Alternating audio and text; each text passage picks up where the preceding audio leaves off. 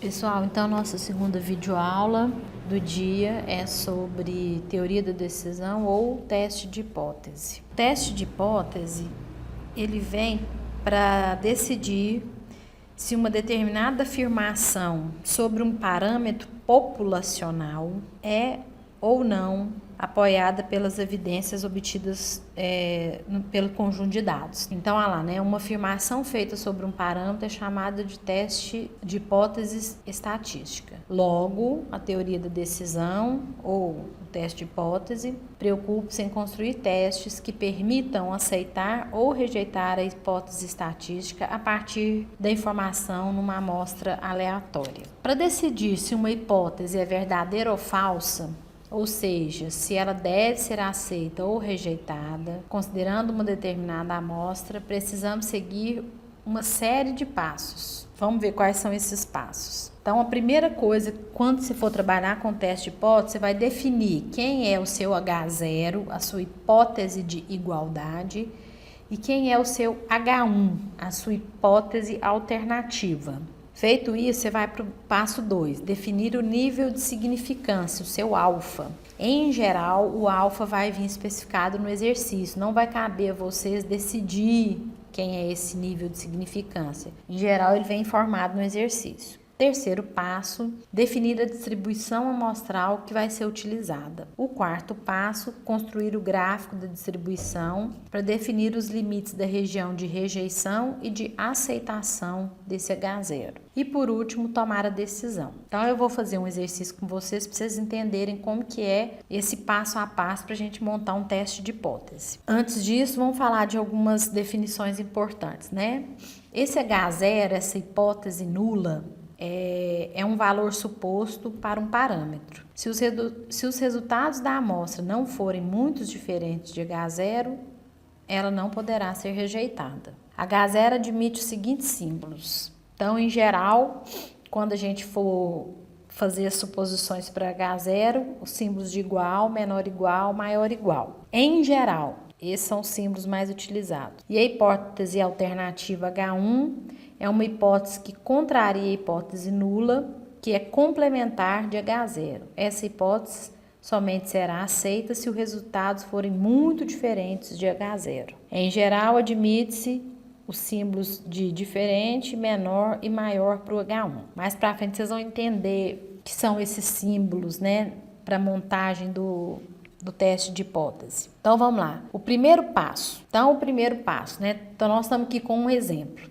para definir quem são as hipóteses, o H0 e o H1. Então, tô sugerindo um exemplo aqui, ó. Hipótese que a produtividade é diferente de 2,5 peças por hora. Formalmente, isso pode ser escrito como?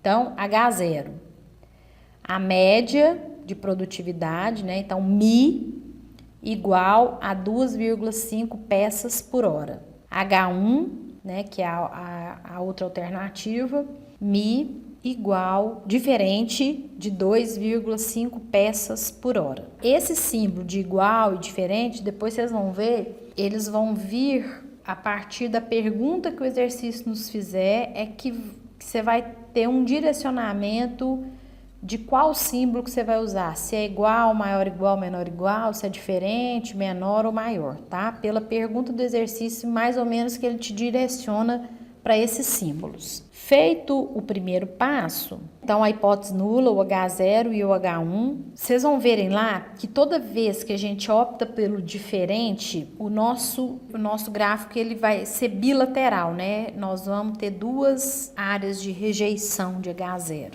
Se eu falo que, né, um outro exemplo, que H0 é Mi igual ao 2,5 peças por hora, e no H1 eu coloco que Mi menor que 2,5 peças por hora, aí a minha alternativa H1, que antes era bilateral, agora ela passa a ser aqui, ó, unilateral. Às vezes, nesse momento, meio estranho, né, essa informação assim jogada, mas na hora de fazer o exercício eu vou lembrar vocês o que é esse bilateral e esse unilateral, que vai fazer mais sentido para vocês. O segundo passo é estabelecer o alfa, né, o nível de significância, que geralmente vai vir informado no exercício. O terceiro passo é definir a estatística que vai ser utilizada, que pode ser z, t, que quadrado, né? Esse x ao quadrado ele é chamado de que quadrado, ou a estatística F. Cada uma com as suas peculiaridades, vocês vão ver lá na apostila de vocês. A apostila que vocês vão adotar, pessoal, é a apostila de probabilidade do semestre passado. Então, vocês vão ver que a parte de teste de hipótese e correlação e regressão não tem na apostila. Então, eu vou adicionar um material extra para vocês poderem estudar por ele. E lá nesse material, vocês vão ver que existem essas estatísticas Z, T, que quadrado e F. O quarto passo é a construção do gráfico.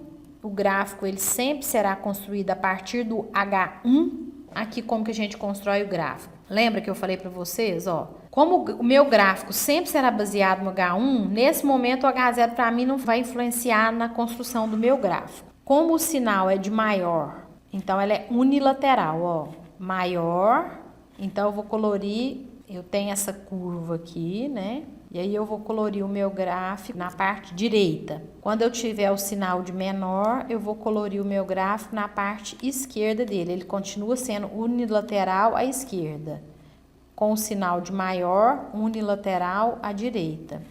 E quando no meu H1 eu uso o símbolo de diferente, aí ele passa a ser bilateral. Eu vou dividir aquele alfa, ó, como é no primeiro exemplo e no segundo eu tenho unilateral, o meu alfa já é exatamente aquela parte achurada, né? A parte em azul. Tanto no primeiro desenho quanto no segundo. No terceiro desenho, onde eu tenho o símbolo de diferente, que isso me remete a um bilateral, eu vou dividir o meu alfa em duas partes. Então, vem alfa sobre 2 para a direita e alfa sobre 2 para a esquerda. E aí, nós temos o gráfico dividido em regiões. Então, veja bem, sempre a parte achurada, colorida, né?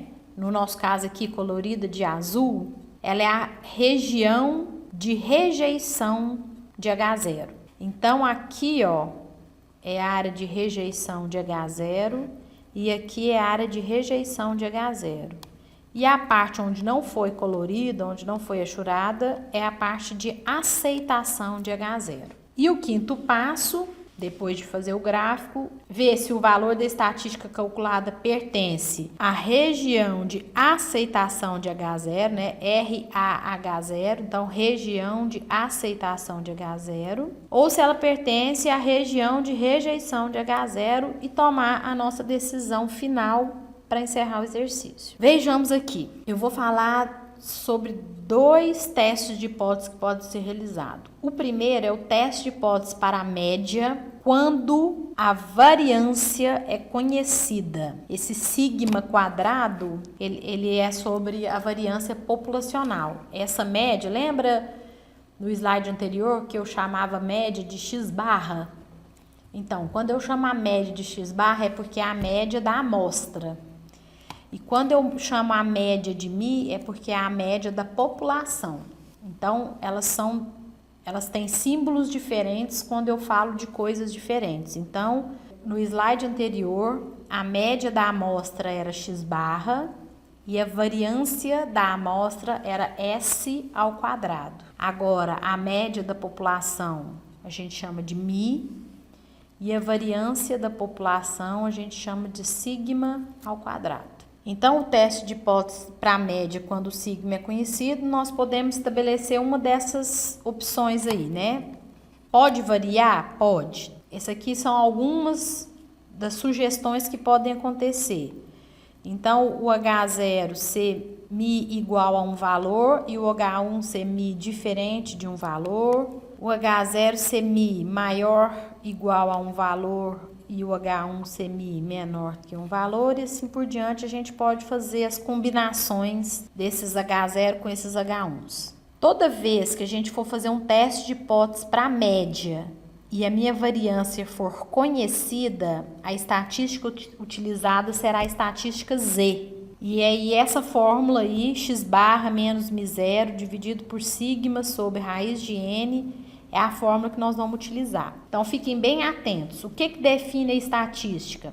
Aquela característica, o título, né? que eu tô pondo no slide. Então, para a estatística Z ser utilizada, será quando a minha variância, o meu sigma quadrado, for conhecido. Olha o exemplo. Registro dos últimos anos de calouros de uma certa escola atestam que sua média num teste de QI foi de 115.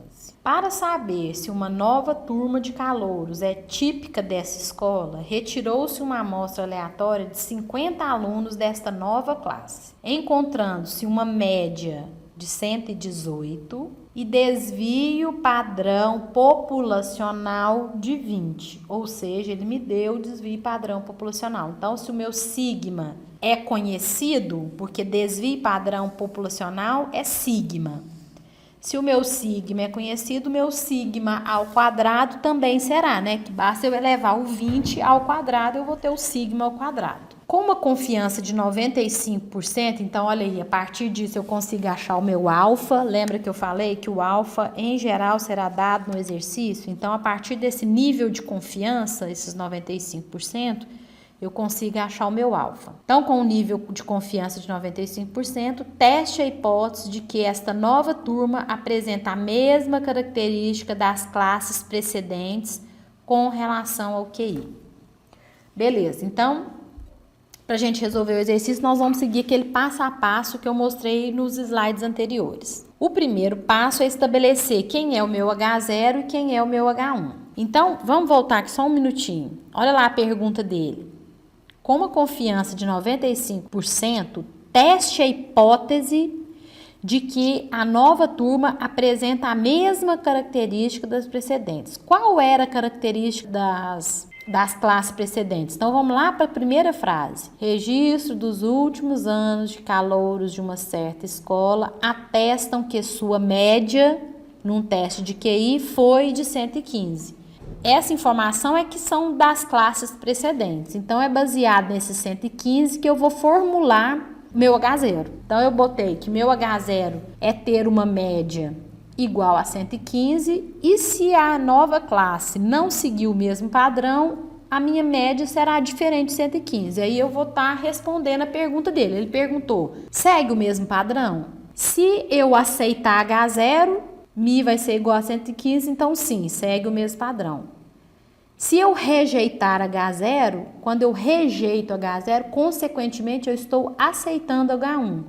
Então, se eu aceito H1 é porque eu estou afirmando que Mi é diferente de 115. Então, quer dizer que não segue os padrões das classes precedentes. Então, o primeiro passo é estabelecer quem é H0 e quem é H1. Estabelecido, nós vamos falar quem é o alfa. Como nível de confiança, então, ou seja, a certeza que você vai afirmar o seu exercício é de 95%, o seu alfa é o que está faltando para formar o 100%. Então, o seu alfa é de 5%, ou seja, 0,05. A estatística utilizada será a Z, pelo aquele motivo que eu estou fazendo o cálculo para a média, tendo a variância, né, o sigma quadrado conhecido. Então, como eu me encaixo nessa descrição, a estatística utilizada será a Z. Aí eu vou jogar naquela fórmula que eu apresentei para vocês. X barra, que foi o 118 que ele me deu, da média da nova classe. O Mi0, que é sempre esse valor aqui que a gente coloca nas hipóteses, ó, este é o Mi0. O Mi0, 115. Sigma, que é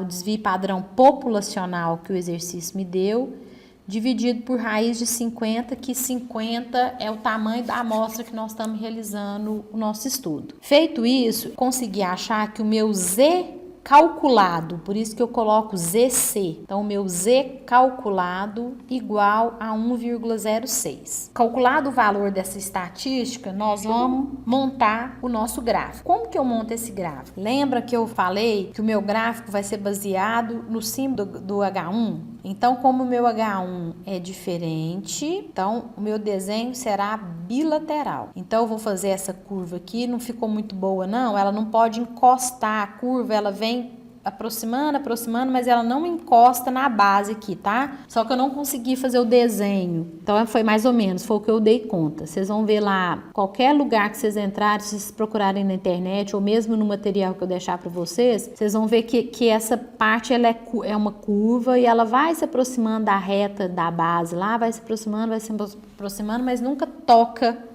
a reta. Aí o que eu fiz? Como o meu alfa é 0,05 e eu tenho que dividir ele, porque como o meu gráfico é bilateral, eu tenho que dividir o meu alfa em duas partes.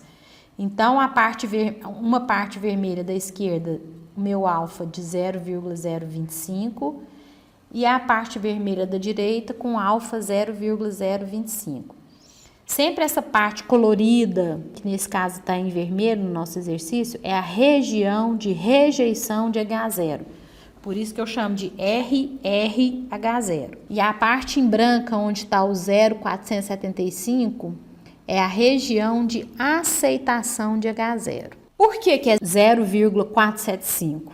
Né? Então, vamos entender o seguinte.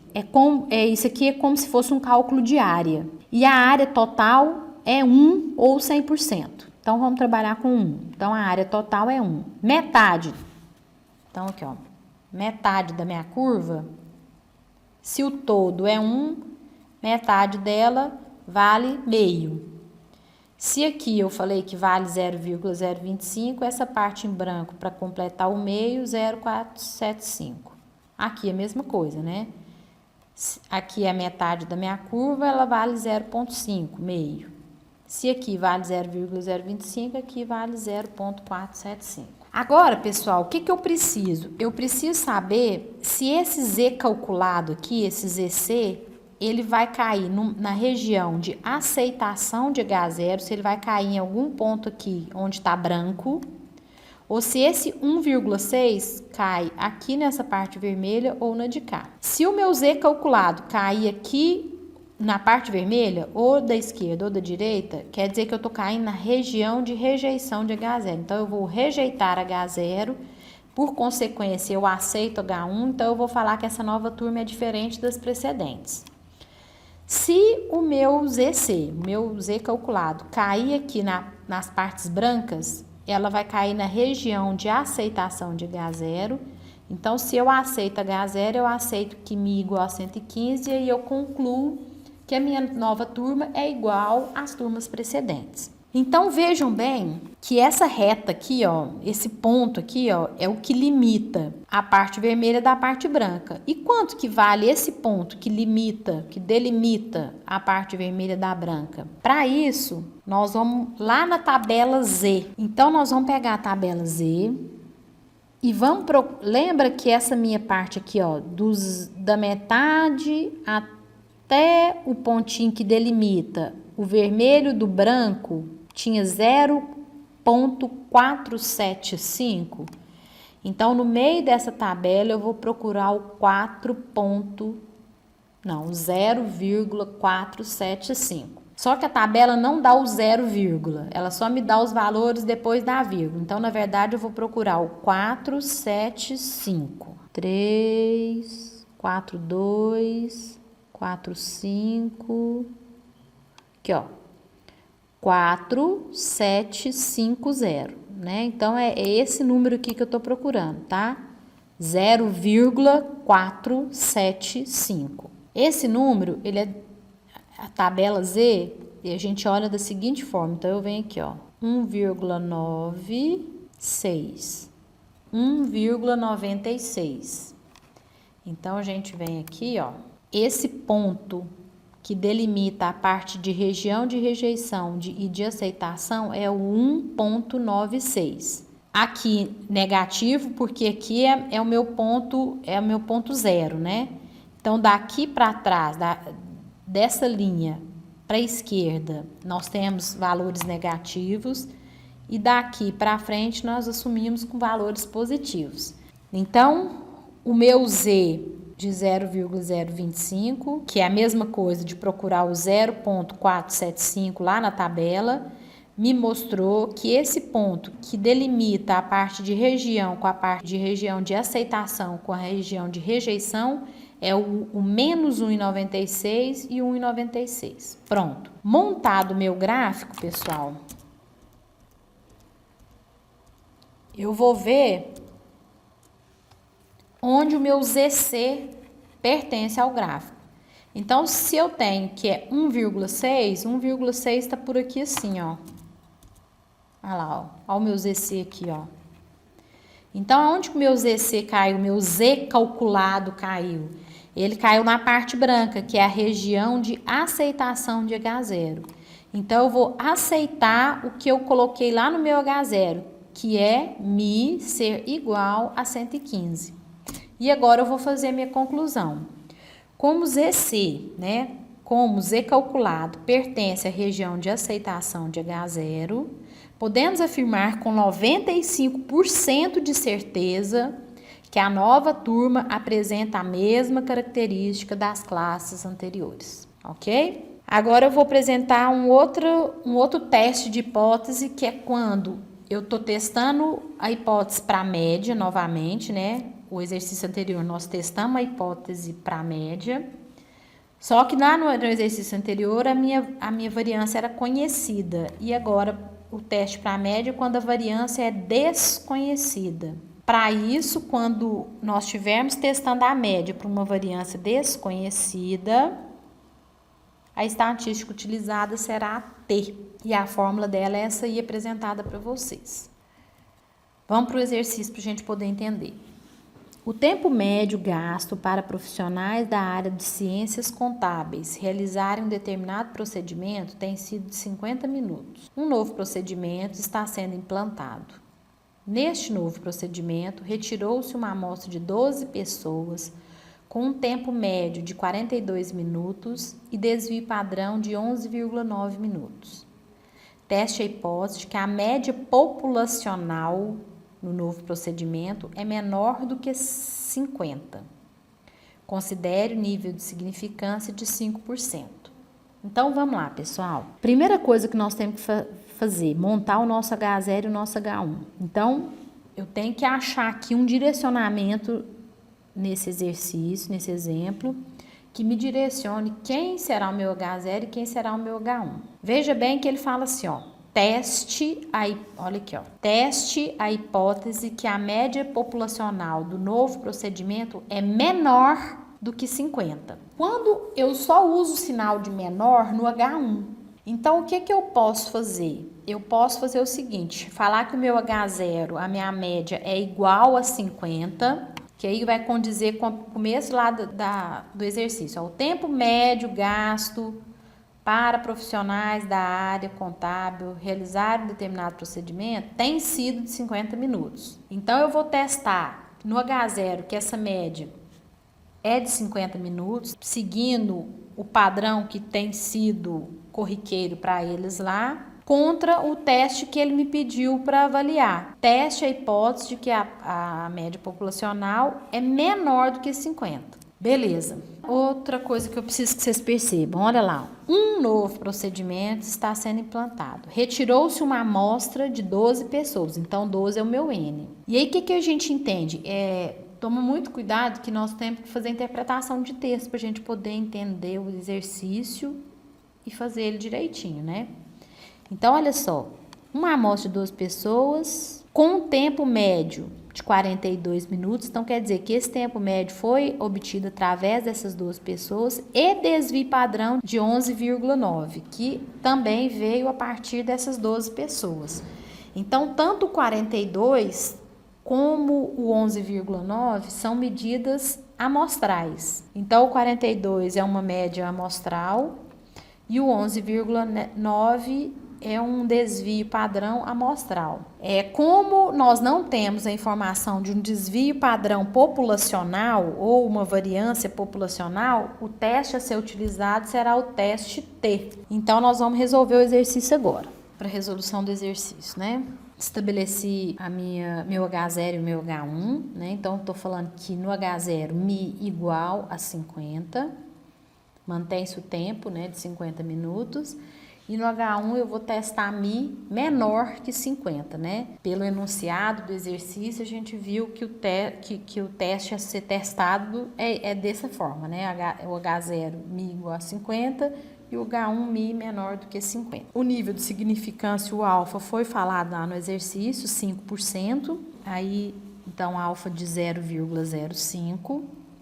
A estatística utilizada será a T, porque nossa variância populacional é desconhecida, né?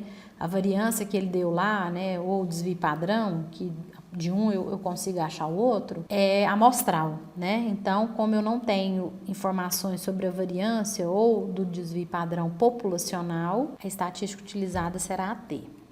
E aí o cálculo, né, baseado naquela fórmula que foi dada, então o T calculado é menos 2,53. Agora nós vamos montar nosso gráfico.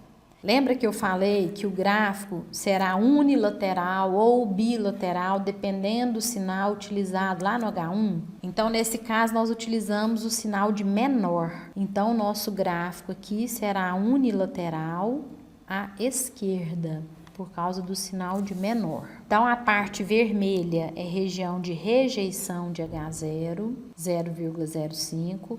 A parte branca será a região de aceitação de H0. Aí nós vamos lá na tabela T, para a gente poder descobrir por que esse ponto aqui, que divide a parte vermelha com a parte branca, é menos 1,796. Então, vamos lá. Tabela T, tá aqui.